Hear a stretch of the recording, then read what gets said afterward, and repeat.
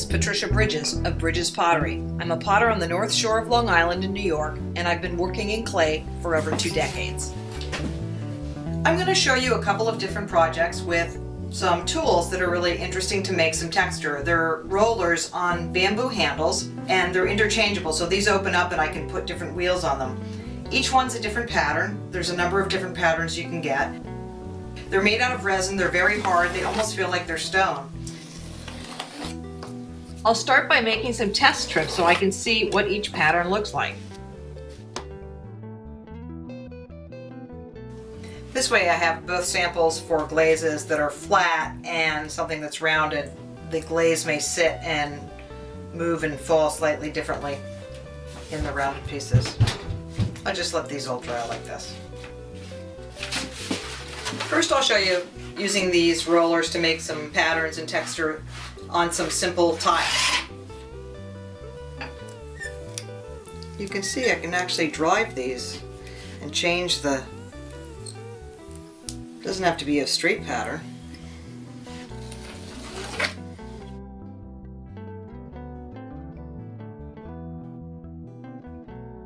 After you've moved your tiles, they tend to stretch out a little bit, is I'll use a standard 6x6 or 4x4 tile, and I'll just recut the edges so I have nice clean cuts.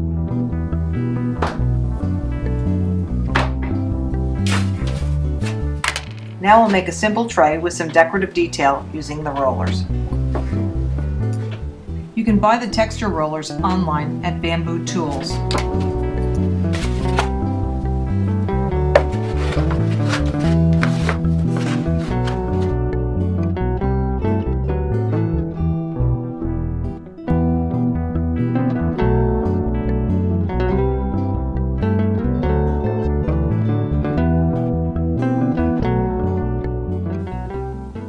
So that's a simple tray.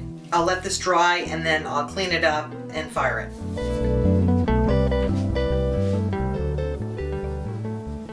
I've rolled out a large slab and now I'm going to decorate this for a larger tray. Now I have my pattern on here and I'm actually going to take my hump mold, flip it over onto here, smooth it down. I'm just going to cut it back.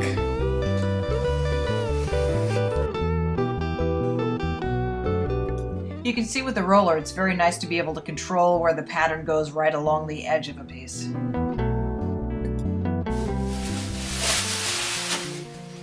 I have a cup that I've thrown that I'm going to decorate the upper rim on. Here, this piece has a little line right here, which would be nice for me to perhaps take a roller. This is not leather hard. It's probably just before leather hard, so it's soft enough to accept a texture.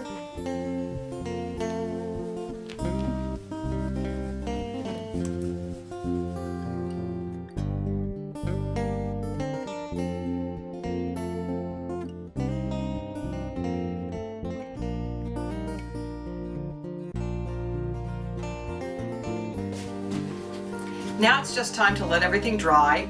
We'll cover things lightly, show you what the bisque pieces look like, and we'll glaze them. So now all of my pieces have been bisqued and I'm ready to start glazing. I think I'm going to pick a couple of different techniques of glazing for them based on what kind of a pattern and texture that I put into them. For this I'm going to start with just some black underglaze, and then I'm going to wipe it out actually.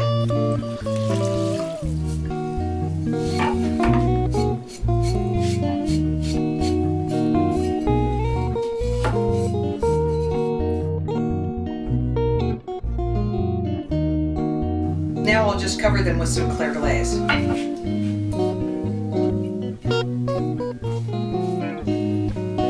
So each one has a little coat of clear on it. And these are ready to be fired.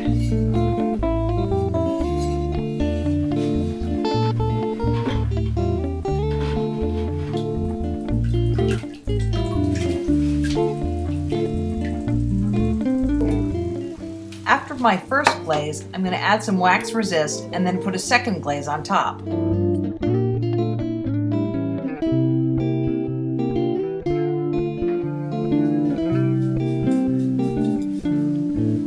In this larger tray, I've wiped out the glaze from the area I've added texture to, just leaving a little bit of glaze in the pattern.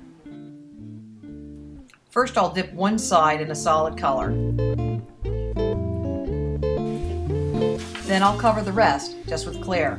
This way you can really see the pattern with the underlying bits of glaze in the detail.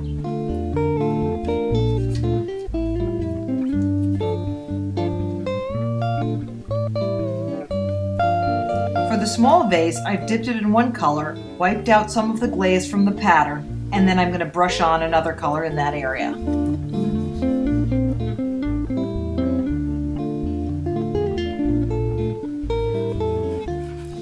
For my mugs, I'll wipe out the glaze in the detail and dip them in another color.